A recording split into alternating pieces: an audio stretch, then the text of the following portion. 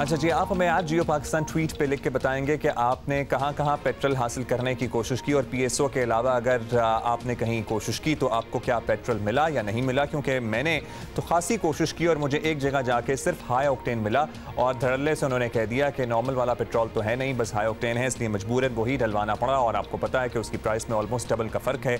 तो गरीब और मुतवस्सित तबके से ताल्लुक़ रखने वाला आदमी क्या करेगा। और अगर ये लॉकडाउन या कोरोना वायरस टाइप सिचुएशन ना होती और लोग बहुत ज़्यादा आ जा रहे होते तो यकीनन लंबी किलोमीटर लंबी लाइनें लगी होती, क्योंकि पेट्रोल तो कहीं है नहीं पेट्रोल पंप्स के बाहर। पेट्रोल सस्ता हुए आज 10वां दिन है, मगर मुल्क भर में पेट्रोल की शदीद किल्लत बरकरार है। अक्सर पेट्रोल पंप्स खुले लेकिन पेट्रोल दस्तयाब नहीं है, लोगों को वी पावर पेट्रोल खरीदने पर मजबूर किया जा रहा है।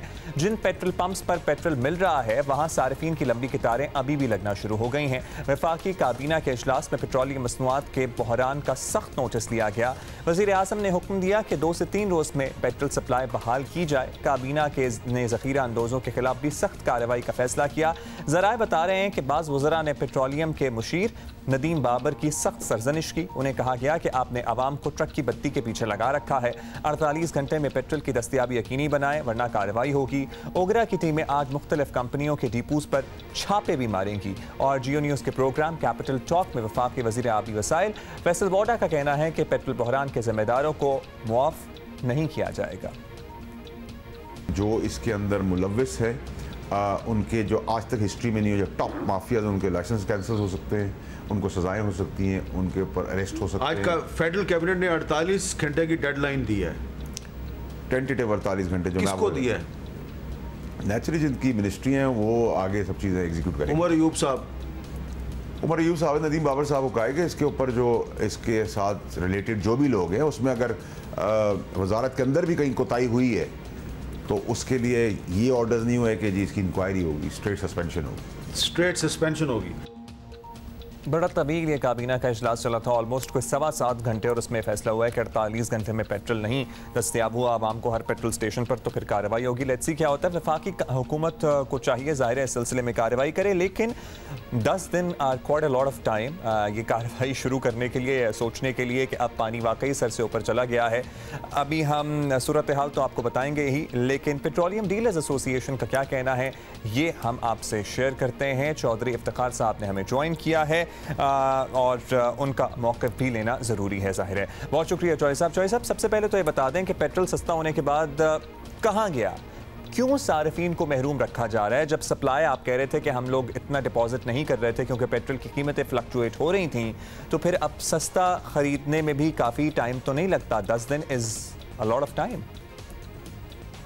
कंपनीज थी उन्होंने थोड़ा सा पेट्रोल जो है वो 2 महीने पहले रेट चूँकि ज़्यादा था, तकरीबन कुछ 35 से 40 डॉलर के करीब था, तो उस वक्त उन्होंने परचेज़ किया, जबकि कोरोना के हालात की वजह से मुल्की मईशत जो है वो भी डिस्टर्ब हुई, लोगों की परचेजिंग पार ख़त्म हुई, वो काफ़ी डिस्टर्ब हुई। तो उसकी वजह से गवर्नमेंट ने उन चीज़ों को मद्देनज़र रखते हुए पेट्रोलियम मसनूआत की जो है प्राइसेस हैं वो काफ़ी कम की अपनी पब्लिक को रिलीफ देने के लिए। आप देखें तकरीबन 3 माह हो गए, 3 माह में जो है वो 40 रुपये 45 रुपये लीटर पेट्रोल और इतना ही तकरीबन डीज़ल कम हो गया हुआ है। लेकिन पीएसओ जो है उसने प्रॉफिट हो या लॉस हो उसने ये नहीं देखा, उसने अपने सार्फिन को जो है वो पूरी तरह अपनी सप्लाई जो है वो दी है। लेकिन दूसरी कंपनीज़ हैं उनके पास पेट्रोल और डीज़ल पड़ा हुआ है, लेकिन उन्होंने रोक लिया है इस वजह से कि जी इतनी प्राइस जो है वो कम कर दी गई है और हम इस प्राइस के ऊपर बेच नहीं सकते। हालांकि उनके पास स्टॉक जो है वो एक्स्ट्रा पड़ा हुआ है, बिल्कुल भी ऐसा नहीं है। तो मैं समझता हूँ कि ऐसी सूरत हाल में इन लोगों के ऊपर ओगरा को एक्शन लेना चाहिए, मल्टीनेशनल कंपनीज़ के ऊपर उनको जो है वो प्लेंटीज डालनी चाहिए या उनके लाइसेंस कैंसिल करने चाहिए। तो सब एक तो हमारे जहन में क्यों है कि कारोबार में सिर्फ नफ़ा ही हो सकता है, नुकसान नहीं हो सकता। जहाँ नुकसान होने की बात आती है वहाँ हम ज़ख़ीरा अंदोज़ी शुरू कर देते हैं। और ये आवाम को रिलीफ तो दिया गया है, ज़ाहिर है दिया गया है, लेकिन इंटरनेशनल मार्केट में पेट्रोल की प्राइस इतनी कम हुई है, इस वजह से इसका ट्रिकल डाउन इफेक्ट हर मुल्क में आया है सामने। कोई ख़ास रिलीफ कोरोना की वजह से नहीं दिया गया है। अब ये बता दें कि इत्तलात ऐसी भी हैं कि हुकूमत और ओगरा और पेट्रोलियम मसनूआत की कीमतों के लिए जो मामला तय करती है रेगुलेटरी बॉडी, मुल्क भर में यकसा कीमत का कंट्रोल छोड़ने वाली है। अब फिर जिस कंपनी का जैसा चाहे रेट हो, जो पेट्रोल पंप मालिक की मर्जी हो वो करेगा। इस तरह मार्केट खुद पेट्रोल की कीमत का तयन करे। कि आपको लगता है कि ये फ्री इकोनॉमी या फ्री मार्केट का जो कॉन्सेप्ट है ये ठीक है इस इंडस्ट्री के लिए? ये ऑप्शन बड़ी अच्छी है, मैं समझता हूँ। लेकिन इसमें आ जाके फिर वही बात होगी कि जो छोटी कंपनीज़ हैं, मल्टीनेशनल कंपनीज़ हैं, वो डिस्टर्ब होंगी, वही हिट होंगी। अभी इतनी कंपनीज़ बन चुकी हैं, 56-60 के करीब पेट्रोलियम कंपनीज़ को जो है लाइसेंस मिल चुका हुआ है। लेकिन आप देखें कि आ जाके हमें इसका बेनिफिट ही होगा। बल्क में जितनी बड़ी कोई कंपनी होगी वो बल्क में उतना ज़्यादा परचेजिंग करेगी। जब वो उतना परचेजिंग करेगी, बल्क में परचेजिंग करेंगी, तो आपको पता है कोई भी चीज़ मिसाल के तौर पे आप बल्क में ज़्यादा मिकदार में ख़रीदते हैं तो उसको उतना सस्ता मिलेगा।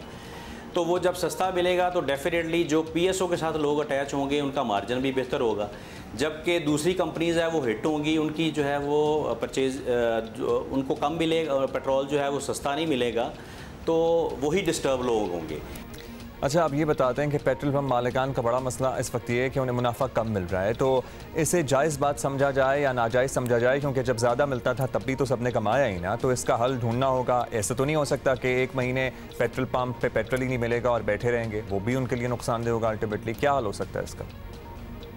आप लोग दूसरे मुल्कों में देख लें तो मिनिमम 5-6% हर कंट्री जो है वो अपने डीलर्स को, अपने पेट्रोल पंप मालिकान को अकोमोडेट करता है। तो जहाँ पे इस वक्त हमारा जो मार्जिन है वो 2 से 2.5% है।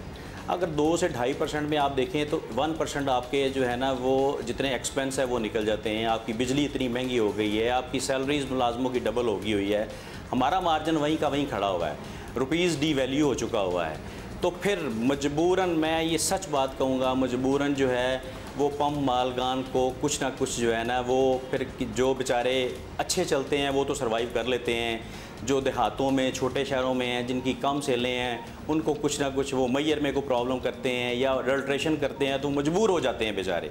तो यहाँ पे मैं ये पुरजोर अपील करूँगा गवर्नमेंट से कि आप इस मार्जिन को काइंडली 4 से 5% तक बढ़ाएं। जब इतना मार्जिन होगा तो इंशाल्लाह मैं नहीं समझता कि कोई भी बंदा हराम खाना पसंद करेगा। बहुत शुक्रिया चौधरी इफ्तिखार साहब। जो अल्फाज मैं कहना नहीं चाह रहा था वो आपने खुद ही अपने मुंह से कह दिए। मजबूर हो जाता है, अगर ये इतना ही गैर मुनाफा बख्श कारोबार है तो फिर ना करें। लेकिन आप तो यहाँ धड़ल्ले से नेशनल टेलीविजन पे कह रहे हैं कि अडल्ट्रेशन और मेजरमेंट में घपला करने पर मजबूर हो जाते हैं, विच मीन्स के हराम खा रहे होते हैं। हमारी सोच आप देखें कि किस लेवल पर आ गई है कि हम करप्शन को इस तरह से डिस्कस कर रहे हैं बैठ के कि कोई बात नहीं, चूँकि मार्जिन कम है इसलिए हम उसमें करप्ट प्रैक्टिसेस डालेंगे और उसके बाद वही रोजी रोटी अपने बच्चों को भी खिलाएंगे। I wonder, I am surprised actually at this बयान ऑफ योर्स कि आपने किस तरह से यहाँ पे नेशनल टेलीविजन पे बैठ के कह दिया कि ये सारा कुछ तो चल ही रहा होता है क्योंकि मजबूरी होती है। सर, अगर नहीं है मुनाफा बख्श कारोबार तो छोड़ दें, कोई और कारोबार कर लें, लेकिन कौन अपने बच्चों को हराम पैसा खिलाना चाहेगा। कोरोना सूरत हाल से मुताल्लिक बात करेंगे। कोरोना के लिए टेस्टिंग किट्स नहीं मिल रही हैं, अस्पतालों में जगह ख़त्म हो गई है, सबको एहतियात करनी चाहिए। आलमी इदारा सेहत भी सूरत हाल को तशवीश से देख रहा है। लोग कराने जाते हैं, जवाब मिलता है कि किट्स दस्तयाब नहीं हैं, और तो और बड़े निजी अस्पतालों में भी लोगों को टेस्ट के लिए हफ्तों का इंतजार करना पड़ता है। मेरे लिए बड़ी सरप्राइजिंग बात थी जब मुझे कल परसों पता लगा कि लेडी रेडिंग अस्पताल पेशावर में अपना टेस्टिंग निज़ाम मौजूद नहीं है। अपेरेंटली पेशावर का सबसे बड़ा अस्पताल है और वो टेस्ट कहीं और से करा के 4-5 दिन का टाइम देते हैं रिपोर्ट आने के लिए। अस्पतालों में नए मरीजों की गुंजाइश ख़त्म हो चुकी है। चारों सूबों के वज़रा भी सूरत हाल के ख़तरनाक होने की निशानदही कर रहे हैं। सुनिए सर। बात वो बिल्कुल ठीक कही है, गवर्नमेंट इसके ऊपर कंसिडर करेगी और ये बात तो ऑलरेडी सोची गई है कि जिन इलाकों के अंदर बहुत ज़्यादा बढ़ गया केसेस तो वो शायद इलाके जो है उनका लॉकडाउन करना पड़ेगा। उस वक्त एहतियाती तदाबीर ले ली जाती, लॉकडाउन प्रॉपर किया जाता तो आज इस तरह के हालात ना होते। वही जो सिंध गवर्नमेंट की बात थी, चीफ मिनिस्टर सिंध की बात थी, आज वही बात प्राइम मिनिस्टर साहब भी कर रहे हैं। SOPs के हवाले से जीरो टॉलरेंस होगी। जो SOPs पे अमल नहीं करेगा, चाहे वो मार्केट होगा, चाहे वो प्लाजा होगा, चाहे वो बड़ा कारोबार होगा, चाहे वो छोटा कारोबार होगा, SOP उनके अपने ही सेहत के लिए, उसकी अपनी ज़िंदगी बचाने के लिए हम उनको बता रहे हैं, उस पर भी अब अमल दरामद नहीं कर रहे हैं। ये बिल्कुल है, ये हमारे लोगों का एक मिजाज है और उनके खिलाफ कार्रवाई की गई है। और WHO ने पंजाब में कोरोना मरीजों की बढ़ती हुई तादाद और अमवात को खतरे की घंटी करार दे दिया है। पंजाब हुकूमत के नाम खत में WHO का कहना है कि सूबे में रोज़ाना 50,000 टेस्ट और कम अज़ कम 2 हफ्ते सख्त लॉकडाउन की ज़रूरत है। सूबे में कोरोना के खिलाफ तयशुदा ज़ाब्ता-ए-कार पर अमल नहीं हो रहा। आलमी इदारा सेहत का कहना है कि पाकिस्तान में कोरोना मरीजों की तादाद 1 लाख से बढ़ना सख्त खतरे की बात है। लॉकडाउन के दौरान ही रोज़ाना 1000 केसेस रिपोर्ट हो रहे थे। लॉकडाउन ख़त्म होने के बाद ये तादाद 4 से 5,000 से भी ऊपर चली गई है। ये सूरत हाल है और हमारी ट्रेजेडी ये है कि हमारी जब पीक अभी चढ़ रही है और हमारे केसेस की तादाद हर रोज़ बढ़ती चली जा रही है, तो हमने उसी वक्त सारा मुल्क खोल दिया। और ये वो जब तक कर्व फ्लैटन नहीं होने की तरफ जाता, फ्लैटन होने की बात भी अभी छोड़ते हैं कि कर्व नीचे तो आना शुरू हो, तब शायद ये लॉकडाउन खुलता तो फिर बेहतर सूरत हाल होती। लेकिन अब तो बात आगे निकल चुकी है इससे। Secretary general paramedical association Punjab doctor Malik Shaukat ने हमें ज्वाइन किया है। डॉक्टर साहब बहुत शुक्रिया। अब डॉक्टर साहब, रिपोर्ट्स आ रही हैं कि पंजाब में टेस्टिंग किट्स वगैरह का मसला पेश आ रहा है और साथ ही डॉक्टर्स के लिए हिफाजती सामान PPEs और वो जो फेस गियर शील्ड्स वगैरह हैं वो भी नहीं मिल रही हैं। तो आपके पास क्या डिटेल है इससे मुताल्लिक? आपके क्वेश्चन की 2 रिक्वायरमेंट्स हैं। पहली रिक्वायरमेंट तो आपकी ये है PPE का स्टेटस। मैं पहले ये कंफर्म कर दूं कि ये PPE का स्टेटस इस वक्त भी नाकस भी है और नाकाफ़ी भी है और नाकाबिल फ़हम भी है। नाकाबिल फ़हम मैं इसलिए कहूँगा कि देखें, कहीं पे कोई चीज़ अवेलेबल है, कहीं पे कोई चीज़ अवेलेबल है। इस वक्त अगर इतनी बड़ी तादाद में health care providers, working health care providers जो वाइट कोट सोल्जर्स हैं, अगर वो इन्फेक्ट हो गए हैं, तो ये तो सबूत है ना इस चीज़ का कि एक तो वबा अपनी जगह पर हुई, हमारे इंतजाम पूरे नहीं थे, हमारा प्रिपेयर्डनेस लेवल ठीक नहीं था और वो स्टेटस अभी भी परसिस्ट करता है। दूसरा आपका क्वेश्चन था कि डायग्नोस्टिक किट्स 22 करोड़ की आबादी है पाकिस्तान की और उसके अंदर अगर आप 7 लाख टेस्ट करते हैं तो ये रिफ्लेक्ट करता है कि आपकी टेस्टिंग कैपेसिटी शर्मनाक हद तक कम है। और टेस्टिंग कैपेसिटी होगी तो हमें पता चलेगा बर्डन ऑफ डिजीज़ कितना है। हमें बर्डन ऑफ डिजीज़ के नहीं पता चलेगा। अब तो ये असेसमेंट्स है। और इस वक्त एक और भी बात आ रही है, जो किट्स है वो उसके अंदर नाकस किट्स की इतलात भी है और ये उसके अंदर एक स्पेसिफिसिटी और सेंसिटिविटी का इशू भी है। तो ये दोनों प्रॉब्लम परसिस्ट कर रही है। अभी तक हमने इसका प्रिपेयर्डनेस लेवल और अवेलेबिलिटी लेवल सही कह रहे हैं हम। डॉक्टर साहब, ये बताइएगा कि कोरोना जिस तेज़ी से फैल रहा है, हमारे अस्पतालों पर नाकाबिले बर्दाश्त बोझ आ चुका है और प्राइवेट अस्पताल या तो ले नहीं रहे हैं, अगर ले रहे हैं तो एक दिन का 1-1.5 लाख का बिल बना के दे रहे हैं। तो इसकी वार्निंग्स पहले दिन से ही डॉक्टर्स दे रहे थे, लेकिन अब पंजाब के अस्पतालों की सूरत हाल क्या है, वहाँ पर हम आपसे जानना चाहते हैं कि कैपेसिटी कितनी बाकी रह गई है। देखिए, इस वक्त तो मैंने आपको बताऊं कि ये जो वबा है ना, पैंडेमिक, इसके 3 एक्सिस होते हैं। एक एक्स एक्सिस, वाई एक्सिस और दूसरा थर्ड डायमेंशन उसकी। एक के ऊपर टाइम है, दूसरे के ऊपर केसेस है और बीच में सिस्टम कैपेसिटी है। सिस्टम कैपेसिटी पहले ही नहीं थी। सिस्टम ये रोटन था, ये पहले ही एक शैलो सिस्टम था। कोरोना ने सिर्फ इसको अनर्थ किया है, नकाब उतारे हैं हमारे सिस्टम के अंदर से। इस वक्त सिस्टम चोक्ड है और उसके अंदर कैपेसिटी नहीं है। खुदा ना खास्ता अल्लाह आप पर रहम करे, ये वबा फैलती है तो सिस्टम इसको कूप करने के काबिल नहीं है। डॉक्टर साहब, अब वैसे बहुत ये बातें पीछे रह गई हैं कि लॉकडाउन रखना चाहिए था, नहीं रखना चाहिए था, पीक कब आनी थी। अब तो पीक का ज़माना है, पता नहीं है कब तक सिलसिला चलेगा। ये बताएं अब क्या करना है, अगर हुकूमत करे तो क्या करे कि कुछ तो चीज़ें कंट्रोल में आया, क्योंकि अभी तो ऐसा लग रहा है कि एक बिफरा समंदर है जो बस फैले चला जा रहा है। देखिए, स्टेट लेवल के ऊपर अपनी स्ट्रेटजी को वाज़ेह कीजिए। आपकी एक कंफ्यूजन के फैसलों से बाहर निकले। आपको स्पेसिफिक डिसीजन लेने हैं। इकोनॉमी और लाइफ, इन दोनों के दरमियान एक बैलेंस रख के चलना है। पहली प्रायोरिटी लाइफ है। भूख से नहीं लोग मरते, लोग जिंदगी हार रहे हैं इस बीमारी के हाथों। दूसरा, आपने कहा कि अब क्या करना चाहिए, तो करना अब आवाम के लिए भी है। मैं क्लियर कट, ये फेसलेस एनिमी है, इसका कोई चेहरा नहीं है और इस चेहरे को, इस फौज से लड़ने के लिए सिर्फ 3 हथियार हैं, 3 ही गन्स हैं, 3 ही तोपें हैं, 3 ही कैनन्स हैं। वो क्या है? सबसे पहले मास्किंग। मैं इस जगह इंटरव्यू दे रहा हूँ, यहाँ पर मेरी रिक्वायरमेंट नहीं है। मैं असेंबली में जाऊँगा, किसी जगह पे जाऊँ तो मेरे लिए मास्क ज़रूरी है। ये लोगों को मानना पड़ेगा कि कि ये अब वबा कुलीग है, इसने साथ रहना है। दूसरा हथियार जो दूसरे पिस्टल आपके पास, दैट इज सोशल डिस्टेंसिंग। और लास्ट मैयर सैनिटेशन, माहौल को साफ रखिए, अपनी पर्सनल हाइजीन कीजिए और लोगों को तलकीन भी कीजिए, तकीद भी कीजिए और हम भी फॉलो कीजिए।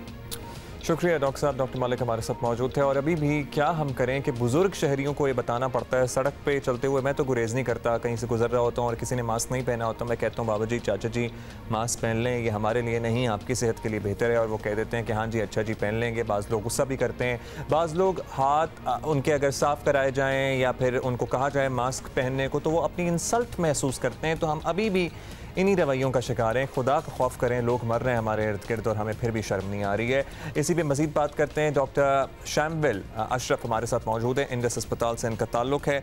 बहुत शुक्रिया डॉक्टर अशरफ। डॉक्टर अशरफ, कराची से ये इत्तलात सामने आ रही हैं कि सरकारी अस्पतालों या निजी अस्पतालों कोरोना के मरीज़ ले कोई नहीं रहा है, लोगों को इलाज का कोई आसरा बचा नहीं है। तो इंडस में क्या सूरत हाल है, आप ये पहले बताएं। जी, इस वक्त जो है वो पूरे शहर में जो सूरत हाल है वही इंडस अस्पताल की भी सूरत हाल है। इस वक्त जो है वो नंबर ऑफ़ केसेस की बढ़ती हुई तादाद की वजह से जो है वो अस्पताल के अंदर और इमरजेंसी के अंदर, दोनों के अंदर बेड जो है वो ऑलमोस्ट फुल चल रहे हैं। होता ये है कि जब जो लोग अस्पताल में दाखिल रहते हैं उनको जब तक आप डिस्चार्ज नहीं करते या खुदा न खास्ता उनमें से किसी का इंतकाल नहीं होता तो बेड खाली नहीं होते। तो जिसकी वजह से जो है ना वो बेड की जो है ना वो कमी अब आहिस्ता आहिस्ता बहुत शदीद होने लगी है। और जब बेड अंदर नहीं मिलते तो वो मरीज़ जो है वो ER में मौजूद रहते हैं, वो ER से फिर अंदर दाखिल नहीं हो सकते, तो लिहाजा ER भी चौक हो जाता है। और जब ER चौक हो जाता है तो जाहिर है कि मरीज़ ER के अंदर भी दाखिल नहीं किए जा सकते। तो यही सूरत हाल तकरीबन तमाम अस्पतालों की है, चाहे वो प्राइवेट हो चाहे वो गवर्नमेंट के कुछ अस्पताल हों। हर जगह पर इस वक्त जो है वो मर्ज़ की तादाद, मरीज़ों की तादाद के हिसाब से अवेलेबल बेड्स नहीं हैं। हमें बहुत ही इमरजेंसी में और बहुत जल्दी जो है ना इन बेड्स की तादाद बढ़ानी पड़ेगी। डॉक्टर अशरफ, अब डॉक्टर्स खबरदार करते रहे, कोरोना फैला तो हेल्थ सिस्टम मुकाबला नहीं कर पाएगा और यही सूरत हाल है। अभी हमारे सामने लॉकडाउन नहीं हटाने के लिए इल्तिजाएँ कर रहे थे, लेकिन ज़ाहिर है वो तो नहीं हो सका। अब कोरोना इंतहाई तेज़ी से फैल रहा है, लोगों की जानें ले रहा है, कितने लोग क्रिटिकल हैं, कितना बड़ा दबाव आ गया है हेल्थ सिस्टम पर और ख़ास तौर पर डॉक्टर्स पर जिनके अपने भी बाल बच्चे हैं, अपने ख़ानदान हैं, अपनी फैमिलीज़ हैं। अब तो ये बहस फजूल है कि लॉकडाउन होना चाहिए या नहीं होना चाहिए। अब ये बहस का टाइम तो गुजर गया, ठीक है ना। अब तो ये है कि आप how to deal with this emergency. इसमें एक स्ट्रैटेजी तो बहरहाल ये है कि कैपेसिटी बेड की बढ़ाई जाए। दूसरी स्ट्रैटेजी जो है ना वो ये है कि लोगों से मेरी गुजारिश है तो खुदा रात जितनी एहतियात कर सकते हैं करें, क्योंकि खुदा न खास्ता अगर ये तादाद अनकंट्रोल हुई तो ये फिर जो है ना वो ये हमारा सिस्टम तो वैसे ही बहुत कमज़ोर है, दुनिया के बड़े बड़े सिस्टम बैठ गए थे, तो हमारा सिस्टम तो वैसे भी बहुत जो है ना वो बड़ा नहीं है हेल्थ केयर का। तो लिहाजा ये बहुत ज़रूरी है कि एहतियात जो है करें, अल्लाह से दुआ करें और एहतियात करें कि अल्लाह ताला में और मज़ीद आजमाइश में ना डाले। इस वक्त जो है वो एहतियात बहुत लाजमी है और इसकी दो ही स्ट्रैटेजी है कि लोग खुद करें एहतियात और हुकूमत की ज़िम्मेदारी है कि वो SOPs के ऊपर जो है वो अमल दरामद कराए। मैं लोगों को अब यही कहता हूँ कि हुकूमत के लिए शायद या हम आम लोगों के लिए या स्टैटिस्टिक में आप एक नंबर हों, लेकिन आप अपने ख़ानदान के लिए पूरी एक दुनिया है। तो अपनी हिफाजत कीजिए, अपनी एहतियात कीजिए और इस बुरे वक्त से और इस आजमाइश से बचने की पूरी कोशिश। बहुत शुक्रिया आपका डॉक्टर शैम्बिल अशरफ हमारे साथ मौजूद थे। अस्पतालों की ये सूरत हाल है, खुदा न खास्ता मैं डरा नहीं रहा हूँ, लेकिन हम उस तरफ बढ़ रहे हैं कि लोग सड़कों पर अपनी जान दे रहे होंगे, वही सूरत हाल होती हमें बनती नज़र आ रही है। अभी भी कितने लोग हैं जो मारे फिर रहे हैं, जिनको वेंटिलेटर नहीं मिल रहा, जिनको हाई डिपेंडेंसी यूनिट नहीं मिल रहा। तो खुदा का वास्ता एहतियात करें। और एहतियात मैं तो कहता हूँ सिर्फ हाथ धो लेना, सैनिटाइज़ कर लेना, मास्क पहनना, ये तो एहतियात है, ये तो करना ही करना है। इससे भी एक स्टेप और आगे जाके एहतियात करें, बाहर से कोई चीज़ लाएँ, नोट अगर आप करेंसी किसी से रिसीव कर रहे हैं। हमारी यहाँ एक आम आदत है थूक लगा के नोट गिनने की, क्योंकि आपको नहीं पता वो नोट किससे आ रहा। आप अपने हाथ फ़ौरन धो लें या फिर उस नोट पे आप कोई स्प्रे कर लें या फिर कोई डिटोल वगैरह मार लें, कोई भी प्रोडक्ट आप इस्तेमाल कर सकते हैं। You have to take care of everything that you are touching और मेक श्योर कि वो हाथ, आप गंदे हाथ अपनी आंखों को ना छुएं, नाक को ना लगाएं, चेहरे को ना छुएं। और वैसे तो बहुत से टैलेंटेड लोगों से हम over the period of years आपकी मुलाकात कराते रहे हैं, लेकिन आज के बड़े ही स्पेशल मेहमान, स्पेशल गेस्ट हैं, क्योंकि मुझे पर्सनली बड़ा लगाव है आर्ट से। और आजकल जहां बच्चे कैमरा पकड़ के फोटोग्राफर बने फिर रहे हैं या फिर एडिटर्स हैं, वो भी बड़ा अच्छा काम है। बहुत कम नौजवान ऐसे हैं जो एक्चुअली पेंट, ब्रश, पेंसिल और पेन से आर्ट तख्लीक कर रहे हैं। और अगर आर्ट भी ऐसा तख्लीक करें जो अब मैं आपको दिखाने जा रहा हूं, तो फिर आपका दिल करता है भाई वाह, और फिर आपकी मुलाकात कराना भी बनती है। तो yes, these are not photographs that you are watching, these are actually paintings, this is in form of art work जो हमारे साथ नौजवान आर्टिस्ट, दिस इज अनबिलीवेबल। ये जो जोकर की तस्वीर थी, मुझे 3 दफ़ा देख के पूछना पड़ा कि ये तस्वीर तो नहीं है, एज इन फोटोग्राफ तो नहीं है। हमारे साथ इस्लामाबाद से मौजूद हैं कम उम्र आर्टिस्ट इब्राहिम कयूम। इब्राहिम, ज़बरदस्त काम आपका, वी आर थॉरली इम्प्रेस्ड। कमाल है, आपने बगैर किसी ट्रेनिंग के ये सब कुछ बना लिया या फिर आपने बाकायदा ट्रेनिंग ली है इसकी? नहीं, मैं हमेशा से मतलब for as long as I can remember मैं ड्राइंग करता आ रहा हूँ। तो I think the practice taught me and I am self taught, तो मेरी मतलब खुद ही है, I never had an art guide. But आपकी फेवरेट टेक्निक क्या है? कुछ मुझे वाटर कलर्स भी नजर आ रहे हैं, ऑयल पेंट भी नजर आ रहे हैं, ये सब चीजें तो या यूट्यूब से देखते रहे या बस खुद ही एक्सप्लोर किया और यहाँ तक पहुँच गए? नहीं, I don't use water colours, या तो ज़्यादा से ज़्यादा use colour pencils and pastels, लेकिन the only medium I use is colour pencils. Wonderful wonderful wonderful. तो यही आपका अब तक का फेवरेट मीडियम है, मगर इसमें एक्सपेरिमेंट करने का इरादा रखते हैं आप और मीडियम्स की तरफ जाना है? हाँ, ऑफ कोर्स। और फेवरेट क्या चीज़ है? क्या चेहरों को ड्रॉ करने में ज़्यादा मज़ा आता है या कुछ नेचर ड्रॉ करने में ज़्यादा मज़ा आता है? क्या अट्रैक्ट करता है ज़्यादा? आई ड्रॉ ह्यूमंस मोस्टली, मतलब इंसान, क्योंकि इससे आपको डेफिनेशन और लाइटिंग और शैडोज हर चीज़ का अंदाज़ा होता है and you can apply it everywhere, मतलब सीनरी में भी हर जगह। तो it is a practice in itself. तो कोई एग्जीबिशन वगैरह की है अब तक इब्राहिम? नहीं, एग्जीबिशन नहीं की, but I have an Instagram page, it's called Ibu draws, IBU_DRAWS, ibu_draws। तो उस पर मैं अपना सारा डालता हूँ, तो वो मेरा एक तरह से पोर्टफोलियो भी बन जाता है। हाँ, वो तो हम ज़रूर फॉलो करेंगे, देखेंगे, और आई एम श्योर जितने लोग इस टाइम देख रहे हैं उन्होंने आपको फॉलो कर लिया होगा। लेकिन अब इस पैशन को आगे बढ़ाना है, क्योंकि बाज़-औक़ात होता है कि पेरेंट्स बहुत ज़्यादा पर्टिकुलरली लड़कों को इनकरेज नहीं करते कि ये आर्ट वगैरह तो ठीक है हॉबी के लिए, अभी भी हमारे यहाँ है ये रुझान कि आर्ट हॉबी के तौर पर तो ठीक है लेकिन प्रोफेशन के तौर पर नहीं। तो आपके पेरेंट्स आपको इनकरेज करते हैं? वो दे डू, वो बहुत इनकरेज करते हैं। उन्होंने मुझे कभी नहीं आज तक टोका, लेकिन मुझे खुद भी होता है कि as a profession this is not, मतलब इसमें पाकिस्तान में इसका इतना एक्सपोजर नहीं है जितना होना चाहिए। एंड आई फील कि इसको पाकिस्तान में जितना टैलेंट है उसको रिप्रेजेंट करने के लिए I have made this page which is again Ibu draws. तो उस पर I upload my art and to represent Pakistan art on a global scale. इसलिए मैं वंडरफुल। लेकिन मेरा ख्याल है कि इब्राहिम, अगर आप इसको परस्यू करें, आप इसमें वाकई डिग्रीज लें और फिर बाहर जाके बहुत सारी फेलोशिप्स भी होती हैं, तो आप अपनी जगह बना सकते हैं। तो इसका मतलब मुझे ये लग रहा है कि आपने प्रोफेशनली कुछ और करना है और ये साथ साथ चलता रहेगा, ऐसा ही है? जी, professionally I want to keep this as a hobby. Of course हमेशा ही मैं करता रहूँगा, बिकॉज लेकिन मैं I am as a profession मेरा एक और भी बहुत बड़ा पैशन है which is film making and videography, जो कि उसका भी मेरा एक और पेज है, लेकिन उस पर मैं सिर्फ फिल्म्स डालता हूँ। मेरी जो बहन का पेज है, इट्स कॉल्ड डीजे ग्लैम, उस पर वो मेकअप करती है, she paints on human faces, तो उसकी मैं फोटोग्राफी करता हूँ एंड वहाँ मेरी फोटोग्राफी है। लेकिन जो मेरा दूसरा पेज है उसमें मेरी फिल्म। तो I think then this runs in the family, ये जो टैलेंट है, ये आर्ट से जो लगाव है, this runs in the family, I am sure. अच्छा, ये बता दें, आजकल वैसे यूट्यूब पे, क्योंकि सब लोगों के पास, नौजवानों के पास, बच्चों के पास टाइम बहुत ज़्यादा है क्योंकि स्कूल्स वगैरह तो है नहीं, तो यूट्यूब पे लोग सिखा भी रहे हैं, तो आप भी ऐसा कुछ प्लेटफॉर्म बनाएं। मेरा ख्याल है कि आप लोगों को, नौजवानों को, पर्टिकुलरली बच्चों को सिखाना शुरू करें ड्राइंग वगैरह, ABC of drawing and then colouring. हाँ, I would love to do that, लेकिन जो है वो मेरा, क्योंकि इंस्टाग्राम पे मेरा इतना फोकस है, क्योंकि इट इज़ लाइक हर कोई इस्तेमाल करता है, यूट्यूब भी आई एम श्योर हर कोई इस्तेमाल करता है, लेकिन एक वीडियो बनाने में takes a lot of effort. चलिए, ये तो मैंने आपको आइडिया दे दिया क्विकली। सबसे बड़ा पोर्ट्रेट आपने किस साइज का बनाया अब तक? मैंने I have the Joker drawing with me. I think it's my largest drawing. Should I show it to you? हाँ, please show it to me. Full screen करें जी इनको और फिर हम देखेंगे। This is my Joker drawing. Wonderful.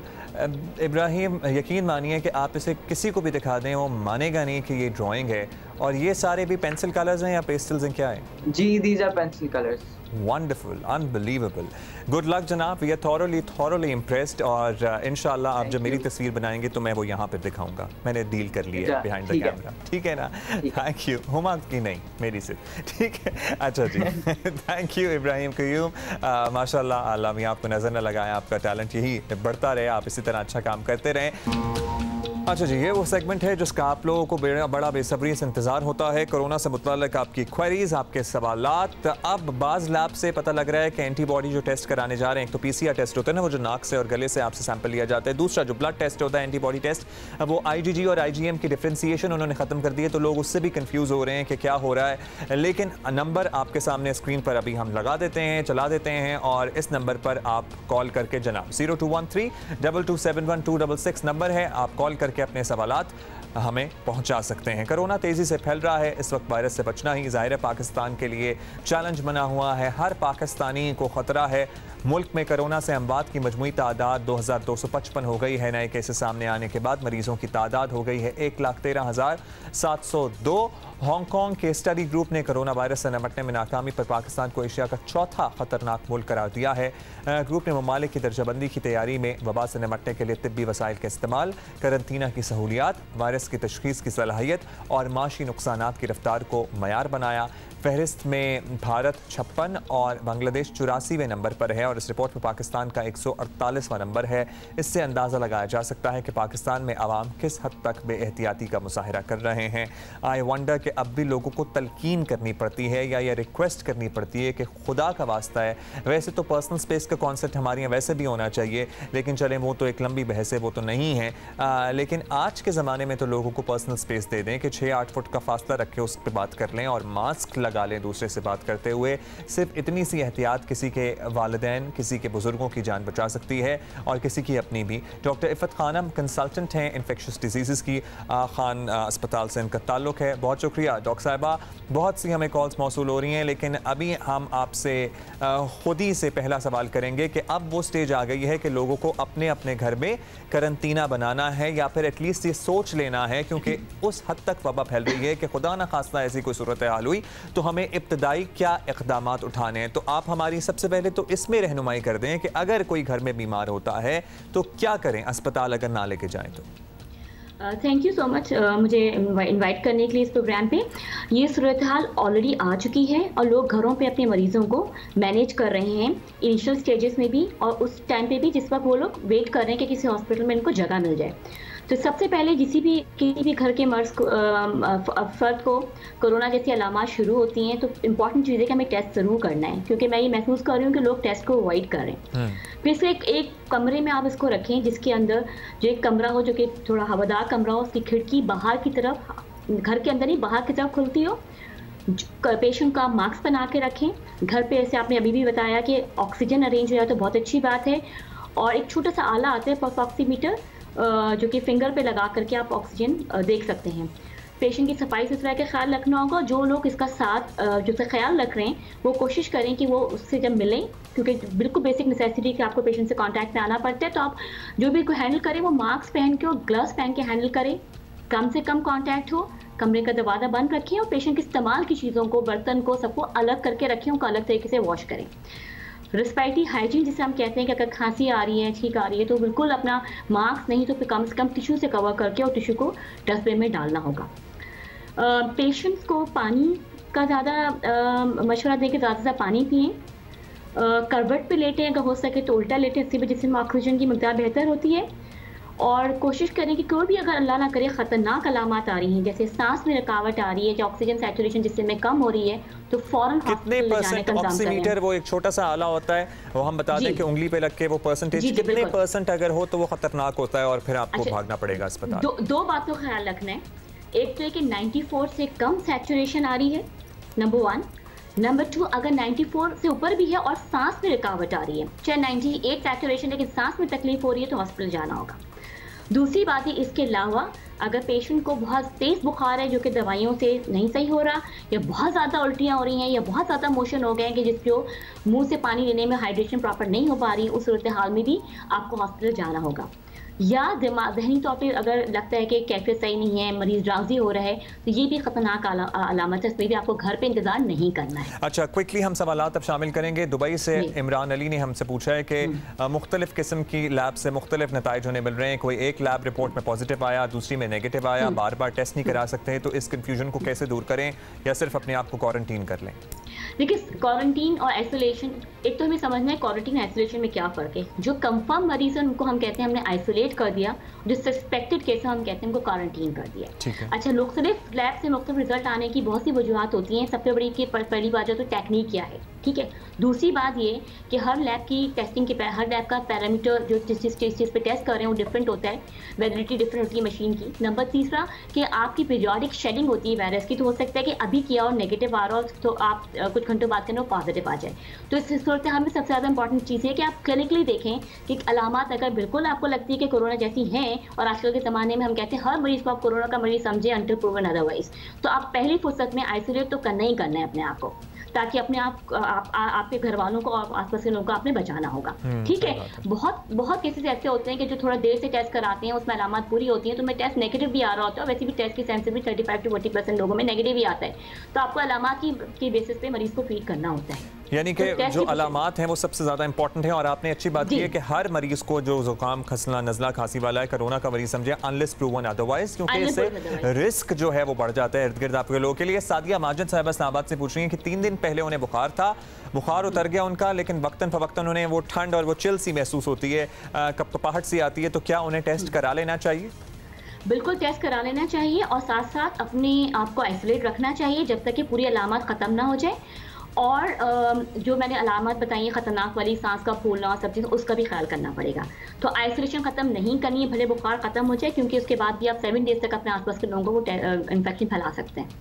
अच्छा, यानी कि बुखार खत्म हो जाए तो उसके बाद भी 7 दिन तक आप इन्फेक्शन फैला सकते हैं,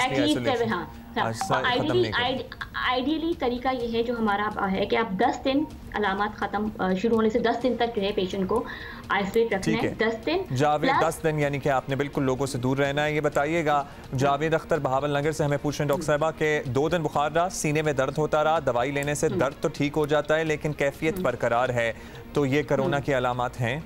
बिल्कुल हो सकती है कोरोना की अलामत। आइसोलेट करना है, अपना टेस्ट कराना है। एक चीज़ मुझे और अपनी करेक्शन करनी है कि 10 दिन सिम्टम्स को हो जाएं और 72 घंटे सिम्टम्स को बेहतर हुए हो जाएं, उसके बाद आइसोलेशन खत्म करनी है। तो दोनों चीज़ें होनी चाहिए। 72 घंटे यानी कि 3 दिन, आप ऑलमोस्ट 14 दिन ही लगा लेंगे, 14 दिन बाद ही आपने फिर लोगों से whichever is longer, right. First करें 5वें दिन आप बेहतर हो गए और 72 आवर्स आप रहे तो 8 डेज के बाद भी खत्म हो सकती है, लेकिन आपको देखना होगा 10 दिन सिम्टम्स के और 72 आवर्स आप इंप्रूवमेंट के।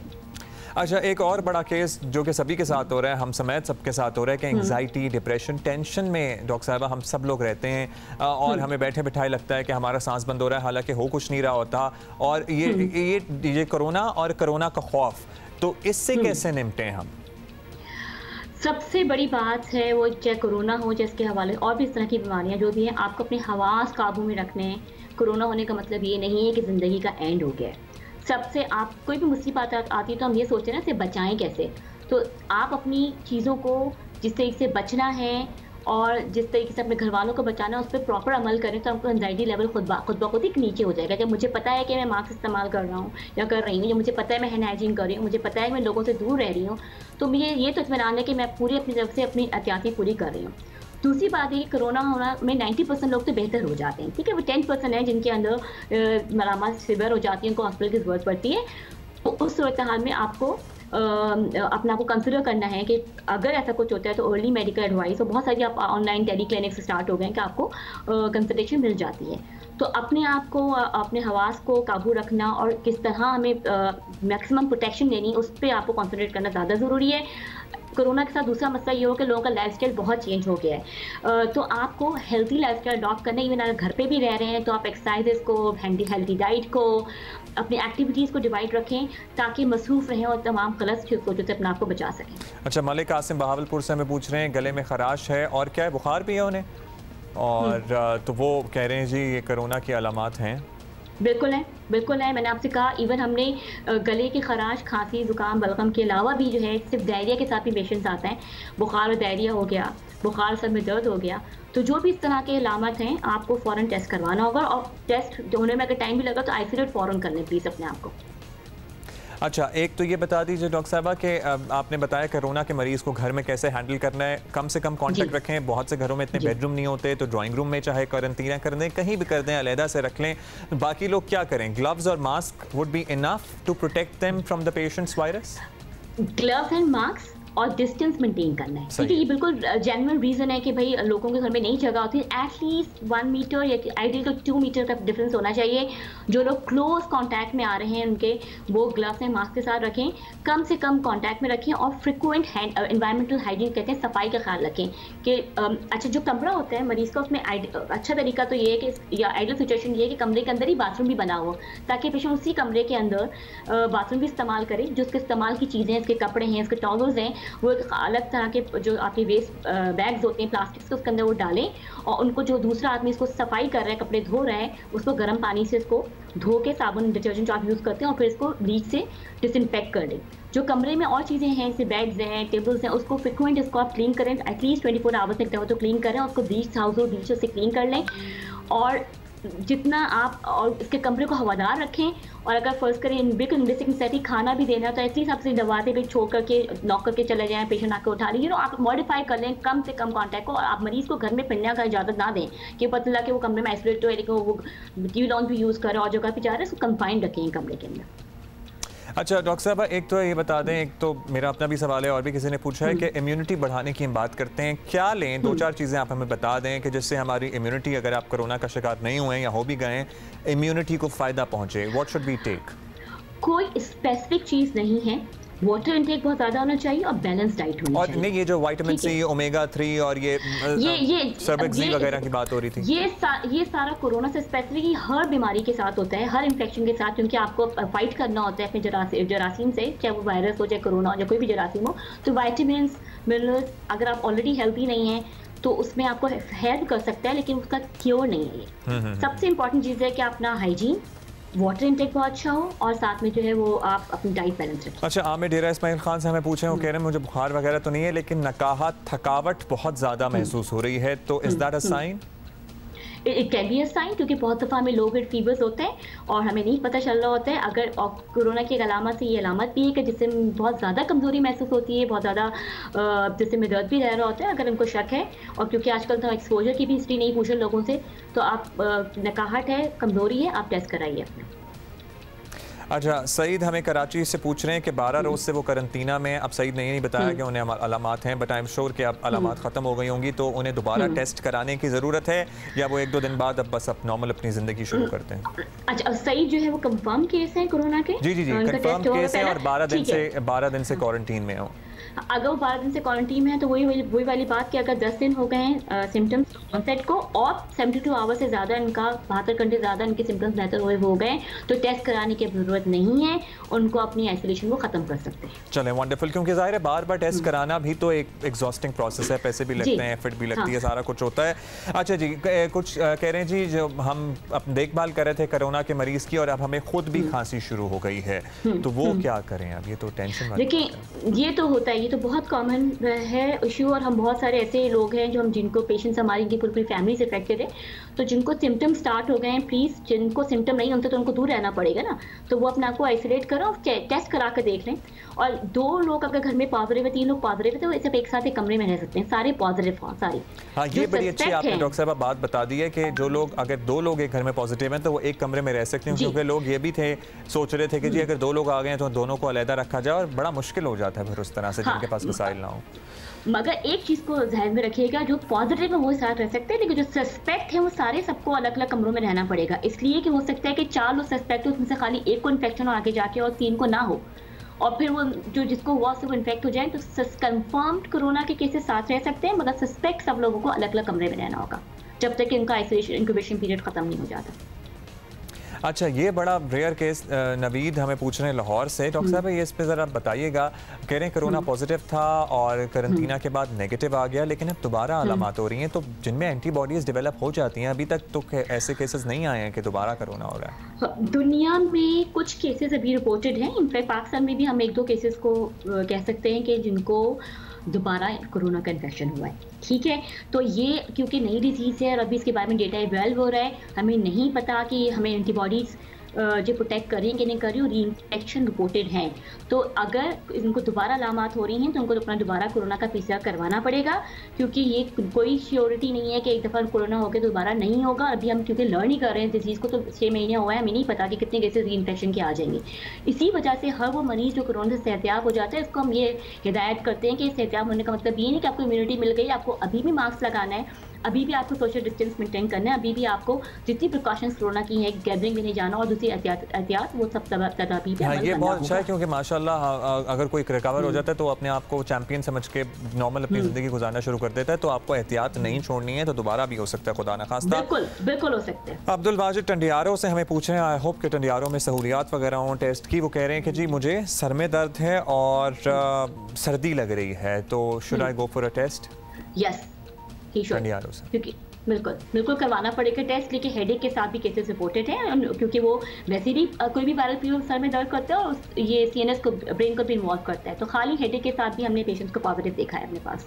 अच्छा, आप खुराक का बता दीजिए क्विकली कि अगर जो कोरोना पेशेंट्स हैं वो अपना कोई खुराक नॉर्मल खाएं या फिर कोई ख़ास खुराक का ख्याल रखा जाए, या एहतियात करें, परहेजी खाना खाएं?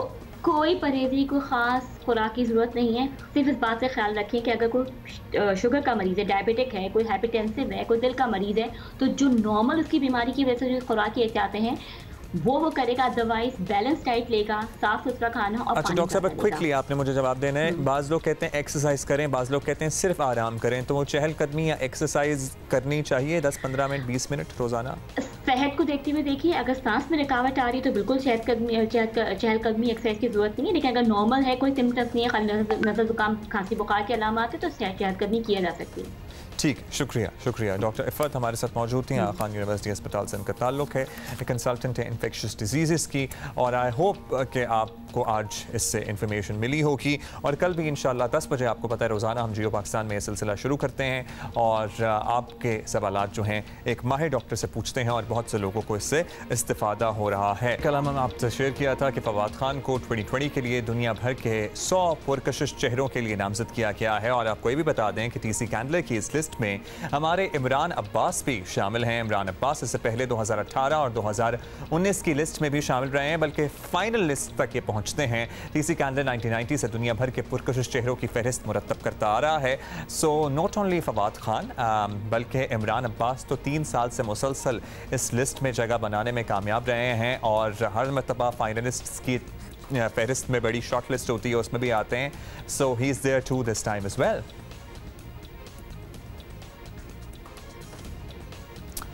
अच्छा जी, कल आपने देखा माशाल्लाह शहबाज शरीफ साहब की पेशी थी, और कोरोना भी घबरा गया होगा कि मैं कहाँ आ गया हूँ कि यहाँ तो इतना रश है, और पता नहीं उसे खुद जगह नहीं मिल रही थी खड़े होने की, इतने लोग थे। शहबाज शरीफ नैब में पेश हुए, मगर जुलूस भी साथ हो लिया। कोरोना के माहौल में एहतियात होती तो अच्छा था, सियासी क़यादत को इसका ख्याल रखना चाहिए। ज़ाहिर है लाहौर हाई कोर्ट से ज़मानत मंजूर होने के बाद नून लीग के सदर शहबाज शरीफ लाहौर नैब में पेश हुए। सिक्योरिटी के गैर मामूली इंतजाम थे नैब के ऑफिस के अतराफ, रोड को बैरियर लगाकर सील किया गया था। शहबाज शरीफ के नैब ऑफिस पहुंचने पर वहां मौजूद कारकुनों ने नारे लगाना शुरू कर दिए। पहले शहबाज शरीफ कोरोना के बायस ही नैब में पेश नहीं हो रहे थे, अब पहुंचे तो जुलूस की सूरत में। यह सब उन हालात में हुआ जब नून लीग के रहनुमा साबिक वज़ीर आज़म शाहिद खकाम अब्बासी, पार्टी तर्जुमान मरियम औरंगज़ेब, ताहिरा औरंगज़ेब और तारिक फजल चौधरी पहले ही कोरोना में मुब्तला हैं। तो हमें बड़ा ताज्जुब हुआ, और वो जो एक गाड़ी का शॉट है ना जिसमें इर्द गिर्द लोग इनकी गाड़ी पर चढ़े हुए हैं और साथ साथ दौड़ रहे हैं, वहाँ पर आप देखें कि एक आदमी वो मास्क, येलो रंग का मास्क भी एक वो बड़ा प्रोमिनेंट सा नज़र आ रहा था, लेकिन सबके मास्क हैं माशाल्लाह। लेकिन कल वो जो हमने डेमोन्स्ट्रेशन दिया था ना, यहाँ पे अटके हुए हैं मास्क, किसी ने यहाँ पर लगाने की ज़हमत नहीं की थी। अच्छा, वो भी पीछे आपको नज़र आ रहा होगा ना, ये पुलिस एहलकारों ने तो सब ने मास्क पहने हुए हैं, सब ने मास्क हैं पहने हुए तकरीबन, और माशाल्लाह सारे के सारे लोग वो थोड़ी के नीचे जो है वो हाँ वो खास रहे हैं, साथ में अंकल जो हैं दाढ़ी वाले, लेकिन नहीं वो मास्क पहना हुआ था नीचे उन्होंने, मुंह पे तो ज़ाहिर है हमने लगाना ही नहीं है मास्क को, मास्क माइंड कर जाएगा अगर वो हमारे चेहरे को ढांपेगा तो। खैर मुस्लिम लीग नून की रहनुमा अज़मा बुखारी साहिबा हमारे साथ है। अज़मा जी बहुत शुक्रिया आपने वक्त दिया। अज़मा साहिबा, अपोजिशन वज़ीर आज़म और हुकूमत पर तनकीद करती रही है कि वो कोरोना को संजीदा नहीं ले रहे हैं, मास्क नहीं पहनते, फिर मुस्लिम लीग नून के कई सीनियर रहनुमा खुद कोरोना का शिकार हुए हैं। शहबाज शरीफ को अपने लिए कोरोना का ख़तरा बड़ा ज़्यादा महसूस होता था, होना भी चाहिए था, इज़ ए कैंसर सर्वाइवर। उसके बाद फिर ये जो हमने देखा सूरत हाल बड़ा तनकीद का निशाना भी बनाया सारा कुछ, इस पर संजीदगी से कुछ सोचना चाहिए था कि ऐसा कुछ ना हो। जी बहुत शुक्रिया। नहीं पहले तो ये तस्दीक फरमा लीजिए कि शहबाज शरीफ कोई जुलूस लेके नहीं निकले, वहाँ पर वर्कर्स जो हैं वो ख़ुद जो है वो पहुँच के। ये मेरा सवाल फिर हुकूमत से है, जब आपने लॉकडाउन ईज़ कर दिया है, जब इमरान खान साहब कहते हैं कि आम फ्लू है, इसको आम फ्लू समझें, और उसके बाद फिर उनको 2 महीने बाद याद आता है कि जो है वो अवाम इसको आम फ्लू समझ रहे हैं, तो इमरान खान साहब ने जो संजीदगी और कन्फ्यूजन जो है उसका मुजाहरा किया है इस पूरे कोरोना वबा के अंदर, उसके अंदर ये अब वबा तो नहीं देखती है उसने किसी को कैसे जो है इफ़ेक्ट करना है। हम ज़ाहिर है हम अवामी लोग हैं, अवाम के अंदर मौजूद होते हैं, और ये जो बंद दरवाज़ों के अंदर बैठकर ब्रीफिंग्स कर रहे हैं और गलत ब्रीफिंग्स कर रहे हैं। अब WHO की नई रिपोर्ट के मुताबिक को ये सवाल आपको हुकूमत से पूछना चाहिए कि उनकी संजीदगी, उनकी तैयारी क्या है कि जब इतनी बड़ी तादाद में लोग, हम हर दफ़ा लोगों से कहते हैं, शहबाज शरीफ साहब पार्टी के अपनी गाड़ी के अंदर से वो हाथ जोड़ रहे होते हैं, वो कह रहे होते हैं प्लीज़ पीछे हो जाओ और वो कर दो, लेकिन कारकुनों की मोहब्बत है, लीडर निकलेगा तो कारकुन निकलेंगे। क्या अमर माने है कि बाबर अवान साहब जो हैं वो तो नहीं पेश हो सकते डेफेमेशन केस के अंदर इमरान खान वाले में, क्योंकि उनको कोरोना से डर लगता है, लेकिन एक कैंसर सर्वाइवर जो है वो कह दे अगर मुझे स्काइप पे ले लें तो उसके ऊपर जो है वो बड़ी तकलीफ होती है हुकूमती तर्जुमानों को भी, उसको भी। तो ये एक दोहरी मुनाफिकत है। आप कम अज़ कम आजकल सियासत ना करें, क्या क्या प्रॉब्लम हो जाएगी अगर ये 2 महीने आप अपने नैब का जो आपका पार्टनर है उसको थोड़ी देर के लिए स्लीपिंग पार्टनर बना दें, उसको ज़रा खामोशी से बिठा दें और उन्हें कहीं स्काइप के ऊपर काम कर लें, तो ये सब ना हो। अच्छा, आप कह रहे हैं कि अभी ये होना ही नहीं चाहिए था, ये सब कुछ हो रहा तो फिर लोग तो जमा होंगे, बट लोगों को ज़ाहिर एहतियात करनी चाहिए। अच्छा, एक तो लोगों का जमा होना नहीं चाहिए था ज़ाहिर है, और कुछ लोग आप गए भी थे तो मास्क वगैरह ही पहना देते, आप लोग कुछ अरेंजमेंट करते, तो इस वाक़े के बाद अपोजिशन हुकूमत पर तनकीद का कोई जवाब रह नहीं जाता, क्योंकि फिर अब आप नहीं कह सकते कि हुकूमत सीरियसली नहीं है ले रही है कोरोना, क्योंकि आपके अपने कारकुनान आपकी बात मानने को तैयार नहीं है और कोरोना को खुद सीरियसली नहीं ले रहे हैं। देखिए, ये मैं नहीं समझती कि ये सवाल इस तरह से मुनासिब है कि इखलाकी जवाब तो हमारे पास इखलाकी जवाब भी हैं, कानूनी जवाब भी हैं, माशरती जवाब भी हैं, क्योंकि एक हुकूमत हमारे पे मुसल्लत है जो खुद कहती है इसको सीरियस ना लें, वो खुद कहती है कि आम फ्लू है ख़त्म हो जाएगा। और जब आप मौका देंगे, जब आप नैब के अंदर तमाशा लगाएंगे, आपको बहुत जल्दी होगी, कोरोना से लड़ने की आपको जल्दी नहीं है, आपको अपोजिशन से लड़ने की जल्दी है, आपको ये जल्दी है कि कोरोना के ऊपर बात ना हो। ये इंपॉर्टेंट बात जो मैं आपके नॉलेज में लाना चाहती हूँ, ये क्यों होता है? ये इसलिए होता है कि नैब की अगर ये कार्रवाई ना हो तो फिर आप और मैं इस वक्त कोरोना पे बात कर रहे होते, आप और मैं इस वक्त जो है जो लोग मर रहे हैं, जो अस्पताल में प्रॉब्लम्स हैं, जो डॉक्टर्स कह रहे हैं हम उस पर बात कर रहे होते। वो यकीनन हुकूमत को सूट नहीं करता क्योंकि हालात बहुत बुरे हैं। सो अब ये किसी ना किसी एक ऑल्टरनेट के साथ तो ये हुकूमत आगे जाएगी, और वो ऑल्टरनेट आपके सामने है कि जिसमें शहबाज शरीफ ज़ाहिर है नैब में पेश हो तो ये सबसे बड़ी खबर है, और इसके बाद तमाम खबरें जो हैं वो पीछे। अच्छा, आप कह रही हैं टेंशन डाइवर्ट करने के लिए सब कुछ किया जा रहा है, तो ये बता दीजिए, अब ज़ाहिर है जो हो गया वो तो हो गया, लेकिन अदालती कार्रवाइयाँ भी चलती रहेंगी, सियासी सरगर्मियाँ भी। मुस्लिम लीग नून की क़यादत मुस्तक़बिल के लिए कैसे यकीनी बनाएगी कि ज़रा SOPs का ख्याल रख लें, लोग मजमा कम लगाएं, मजमा लगाना भी है तो ज़रा फासले पे रहें, मास्क एटलीस्ट पहन लें, कुछ तो आप लोग सोचें इस बारे में। नहीं, देखिए, पहले तो मैं आपको क्लैरिफाई कर दूं, हम कोई सियासी सरगर्मी अभी नहीं कर रहे। आपको याद होगा कि हमने कहा था कि ये 2020 जो है इलेक्शन का साल होगा, और इसके लिए हमने एक सियासी कैंपेन भी चलानी थी जो उसकी हम तैयारी भी कर चुके थे, लेकिन ये कोरोना आई और हम जो है कोई सियासी सरगर्मी उसके बाद नहीं कर रहे। वैसे मैं आपको एक बात अपने ज़रा खुद सोचिए और मुझे बताइए कि अगर ये कहीं हमारे दौरे हुकूमत में कोरोना आया होता तो इमरान खान साहब अभी तक धरने भी दे चुके होते, 3-4 जलसे भी कर चुके होते। हम तो कोई सियासी सरगर्मी कर ही नहीं रहे, लेकिन और जाहिर है इसी वजह से अदरवाइज़ जितनी नफ़रत और जितनी तकलीफ़ लोगों को है इस हुकूमत से, अगर हम उसको कैश कराने निकल खड़े हों तो ये हुकूमत जो है 24 घंटे शायद ना निकाल सके। बहुत शुक्रिया आज़मा बुखारी साहब हमारे साथ मौजूद थी। लेट्स सी क्या होता है, लोगों को ख़ुद भी ख्याल करना चाहिए, क्या हम कहें किसी से, क्या हुक्मरान और क्या लीडरान। माशाल्लाह हम खुद ही कोई एहतियात करने के लिए तैयार नहीं है, खुद नहीं सोचते कि घर वापस जाना है, घर में वालिदैन है, घर में बच्चे हैं, घर में बुजुर्ग हैं, क्या क्या कहा जा सकता है। अच्छा जी, कोरोना वायरस में जैसे अल्लाह रखे उसे कौन छक्के जी। कोरोना वायरस के बारे में माहिरीन कह रहे हैं कि इससे ज़्यादातर उम्र रसीदा अफराद और वो लोग जो किसी बीमारी का शिकार हो मुतासर होते हैं।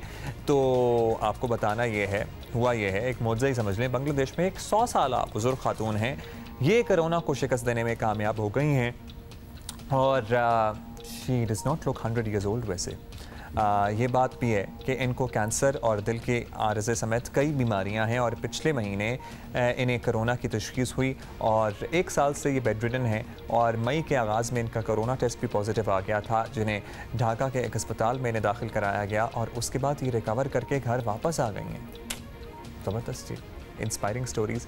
जो लोग सफ़र कर रहे हैं ना कोरोना से, वो ऐसी खबरें देखें, ऐसी स्टोरीज सुनें ताकि आप में भी ज़रा इंकरेजमेंट पैदा हो और आप इस बीमारी से लड़ने की, क्योंकि अगर आप हिम्मत छोड़ देंगे ना तो फिर किसी भी चीज़ से, किसी भी बीमारी से लड़ना जो है मुश्किल हो जाता है। इसलिए आपको हिम्मत नहीं छोड़नी और हिम्मत आप तभी पकड़ेंगे जब आप पॉजिटिव बातें सोचेंगे और करेंगे। इसलिए टेलीविज़न से कुछ देर के लिए और सोशल मीडिया से दूर रहा करें।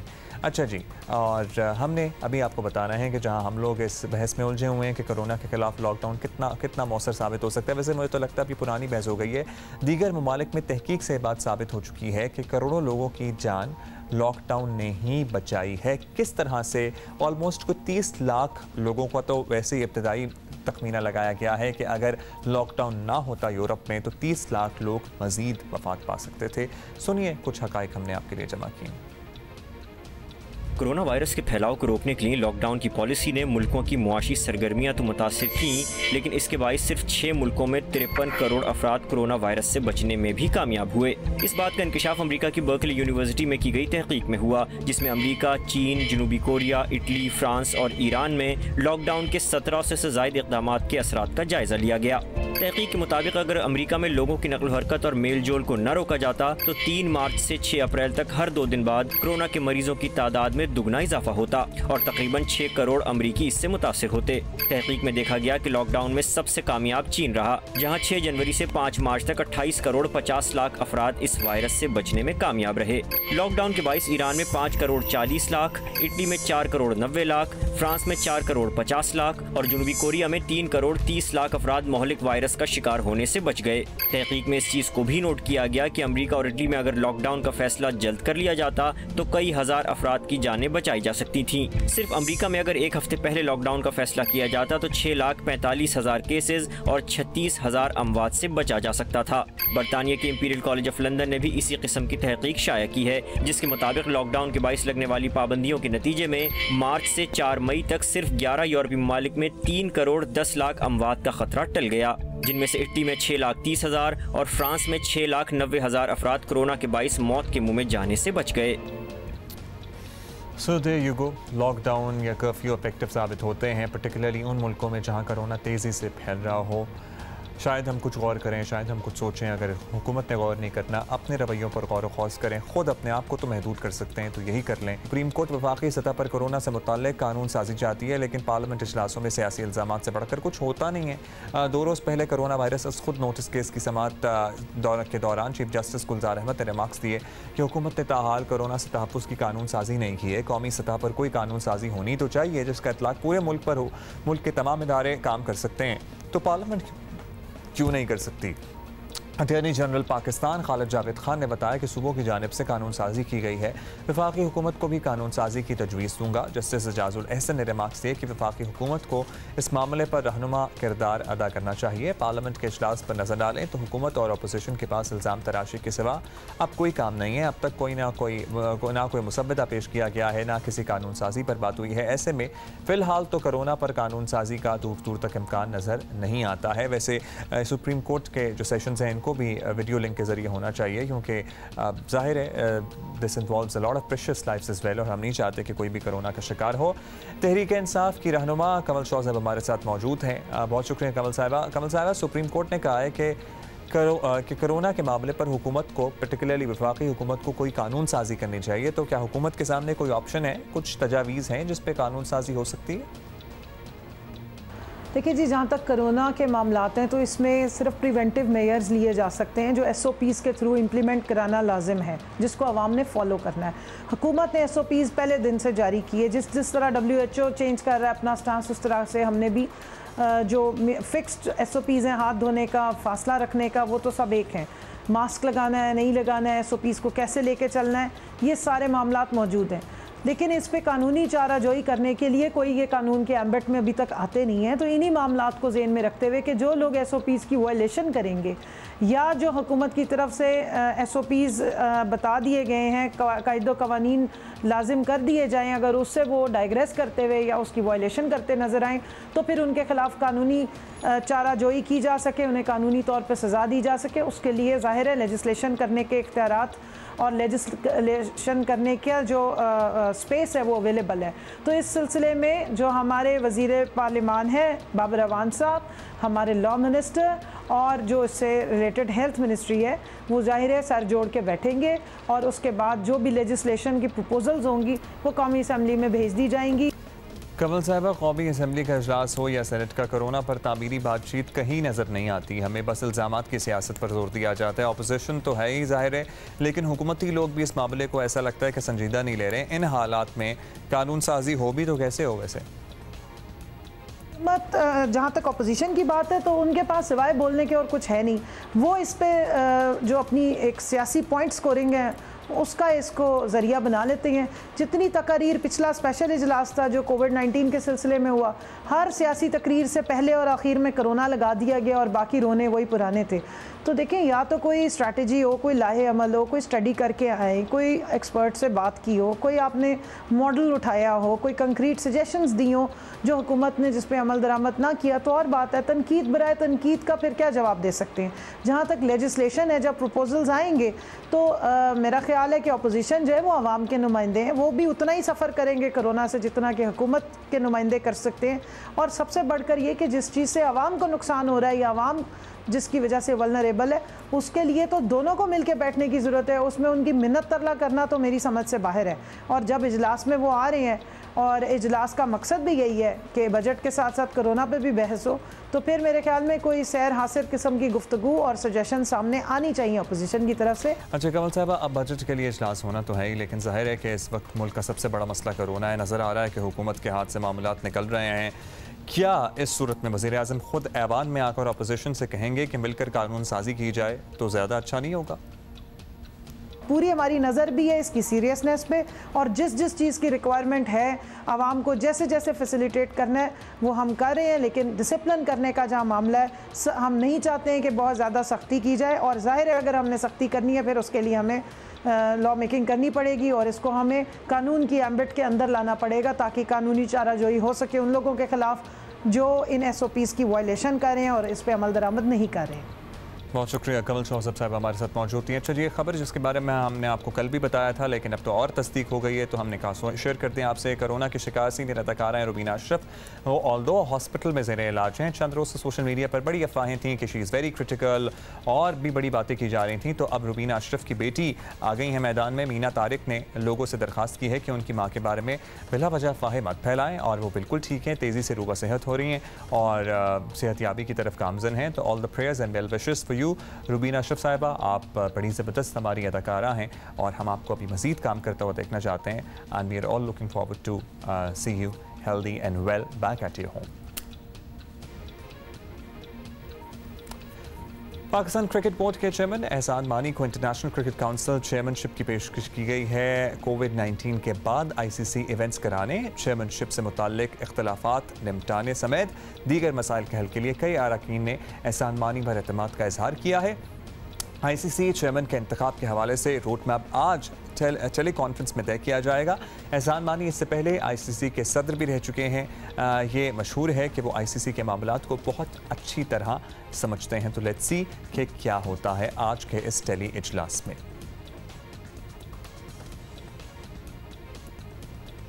और क्विकली आपको ये भी बताना है कि आजकल जब हर कोई कोरोना वायरस से बचने की समाजी दूरी इख्तियार किए हुए हैं, ऐसे में लोग अपने दोस्तों के साथ घूमने फिरने, सेल्फी लेने को याद करते हैं। सेल्फी लेना भी याद आएगा, वैसे कभी ये सोचा था आपने? जी हाँ, एप्पल ने इस मुश्किल का हल तलाश कर लिया है और दोस्तों के साथ समाजी फासला भी बरकरार रहेगा और सेल्फी भी ली जा सकेगी। एप्पल के सॉफ्टवेयर के ज़रिए सारिफ अपनी ली गई किसी भी सेल्फी को दूसरों की सेल्फी के साथ एडिट कर सकेंगे, बल्कि इन तस्वीर को अपडेट भी किया जा सकता है जो पहले से आर्काइव में मौजूद हों। This is wonderful. इस सॉफ्टवेयर को जल्द आईफोन, लैपटॉप, आईपैड्स वगैरह में और जो मैक के कंप्यूटर्स हैं उनमें मुतारिफ करवा दिया जाएगा। This is so cool. So वो जो सेल्फ़ी की बहुत से लोगों को क्रेविंग हो रही थी ना, वो पूरी हो सकती है। बस अभी हमारे पास टाइम कम रह गया। जाते जाते हमने यही कहना है कि इंशाल्लाह we going to see you tomorrow, लेकिन ख्याल रखना है आपने अपना, और पर्टिकुलरली हाथ धोने और मास्क पहनने तक आप महदूद ना रहें।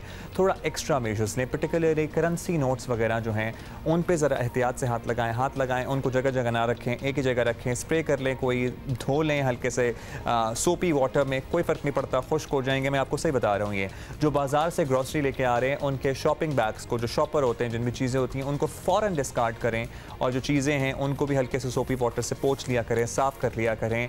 You need to go that extra mile to protect yourself and your family। और कोई बाज़ार से अगर आपने ऑर्डर किया है खाना, डिलीवरी कराइए, तो उस खाने को या तो माइक्रोवेव कर लें, अगर माइक्रोवेव नहीं है तो उसको दोबारा चूल्हे पे गर्म कर लें, उसके बाद खाना खाएं, ताकि एक तसल्ली हो जाए दिल की कि आप जरासीम से पाक हो गए हैं। वैसे तो मंगवाएं नहीं तो ज़्यादा बेहतर है, लेकिन अगर फिर ही बहुत दिल चाह रहे तो आप माइक्रोवेव कर लें या फिर उसे दोबारा से गर्म कर लें अच्छे से। अच्छा जी, और हम इंशाल्लाह we are going to see you tomorrow. Time is up. Have a great day.